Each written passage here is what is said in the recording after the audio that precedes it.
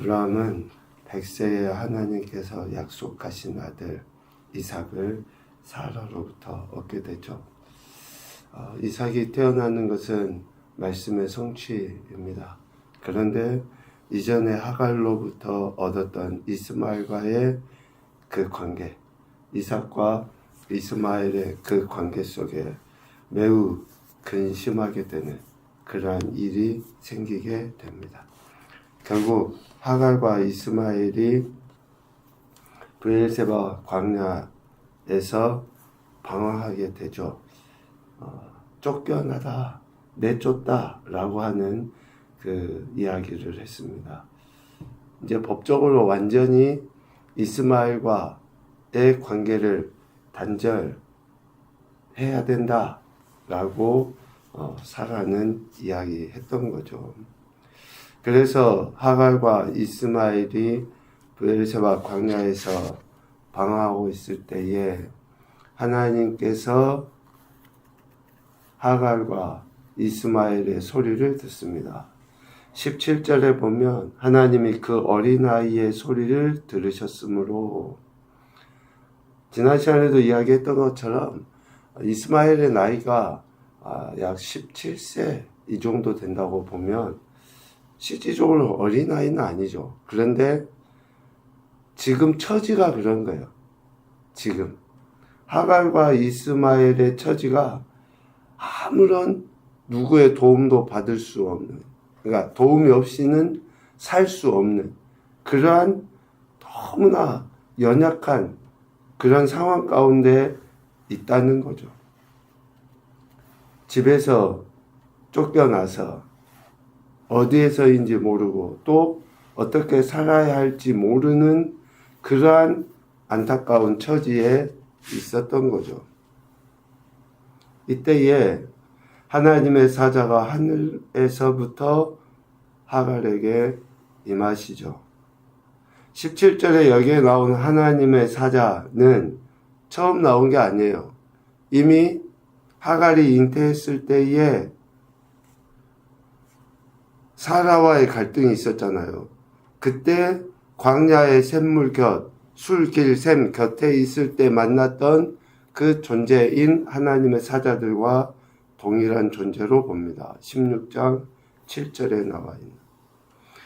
이전에도 하갈을 위로하고 도우셨던 하나님의 사자가 지금 가장 절박한 상황에 또다시 하갈에게 나타나신 거죠.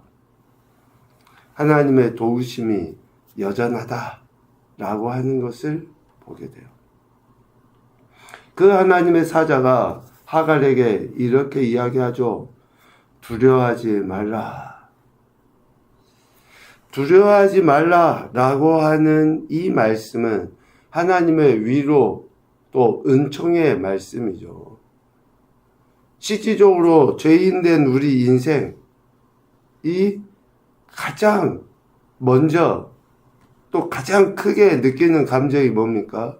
두려움이에요, 두려움. 그래서 아담과 하와가 범죄한 이후에 하나님의 얼굴을 피했잖아요. 왜? 두려워서.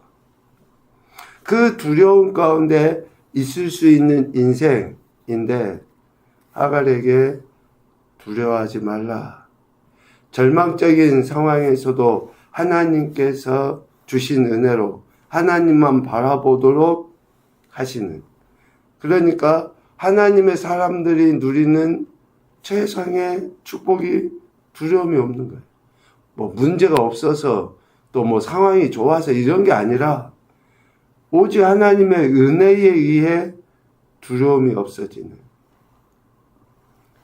하갈에게 또 이스마엘에게 이러한 말씀으로 위로하시죠. 비록 하갈의 소생으로 태어난 이스마엘이지만 하나님께서 그를 붙들어 주시고 그가 큰 민족을 이루게 될 것이다 라고 18절에 그렇게 약속하십니다. 하나님의 그 도우심, 이 이스마엘에게 그리하여 앞으로 아라비아 족속의 원조가 될 것이다 라고 하는 약속의 말씀을 주셔요. 이렇게 이스마엘이 이제 떠나잖아요. 하갈과 그러니까 아브라함이 아들을 떠나보내고 난 이후에 오늘 22절 말씀에 그때에 라는 단어를 지금 설명하기 위해서 앞부분에 대한 이야기를 했는데요. 실질적으로 아브라함은 많은 재물과 또 종들을 거느리고 있었잖아요. 그 모든 것들을 관리해야 될 어쩌면 이스마엘 아닙니까? 그런데 그가 떠난 거예요.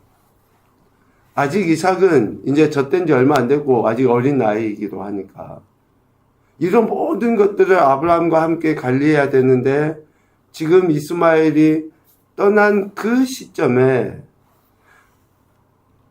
아비멜렉과 그의 군대 장관 비골이 아브라함에게 옵니다. 이러한 어쩌면 전쟁을 치를 수도 있는 그런 상황 가운데 놓여 있는 지금 아브라함의 모습을 보게 되죠. 그런데 여기에서 이 방문은 두 가지 의미가 있어요. 첫 번째는 하나님의 역사하심을 이미 아비멜렉이 경험했잖아요. 20장에 보면 아브라함이 그랄에 내려갔을 때, 거류할 때에 거기에서 어떤 이야기를 합니까? 자기 아내를 누이라고 해요. 그때 그랄 왕 아비멜렉이 사라를 취하려고 했었잖아요. 그런데 하나님께서 막으신 거예요.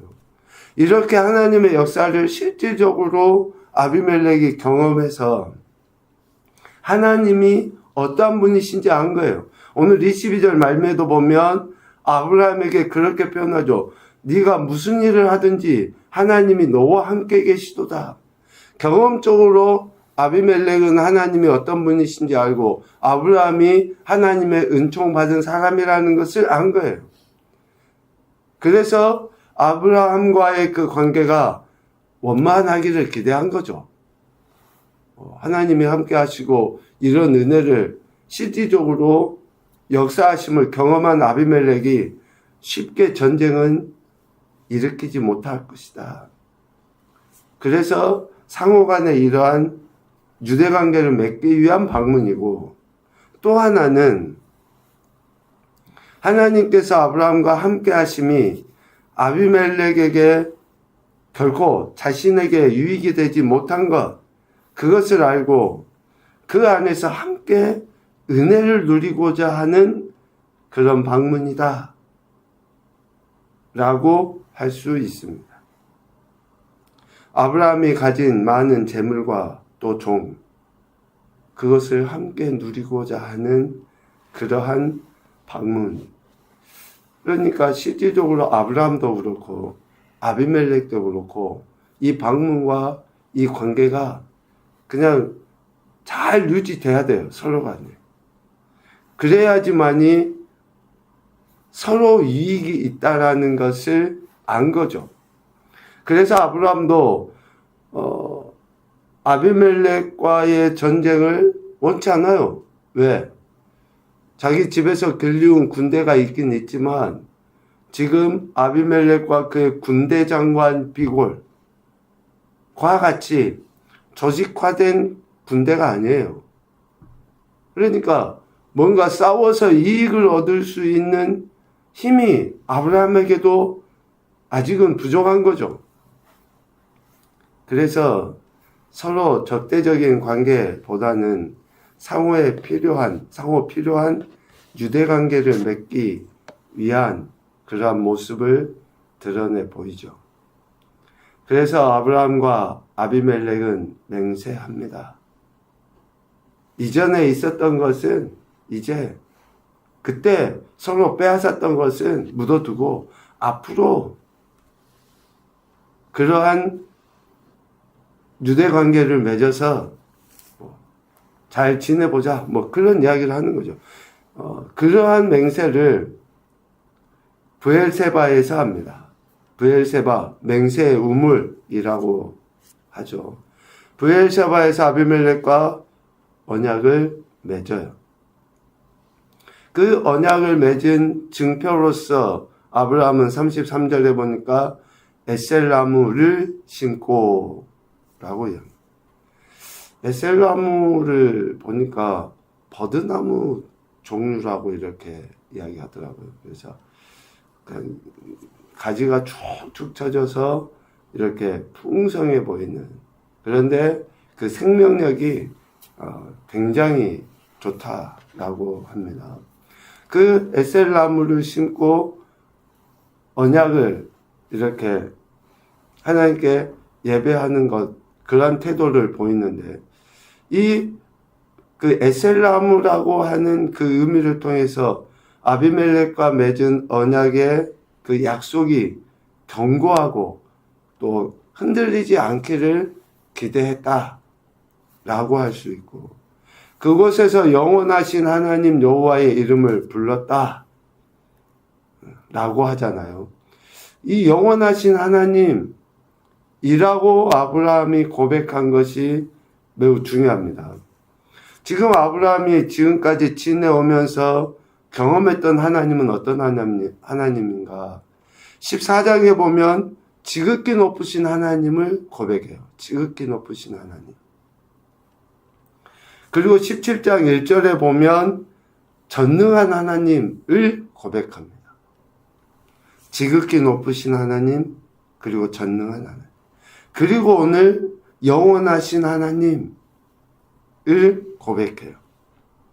그러니까 하나님이 가고 오는 모든 세대에 걸쳐서 자기 백성을 돌보시고 인도하시는 그 하나님이시라고 하는 것을 아브라함은 고백하죠.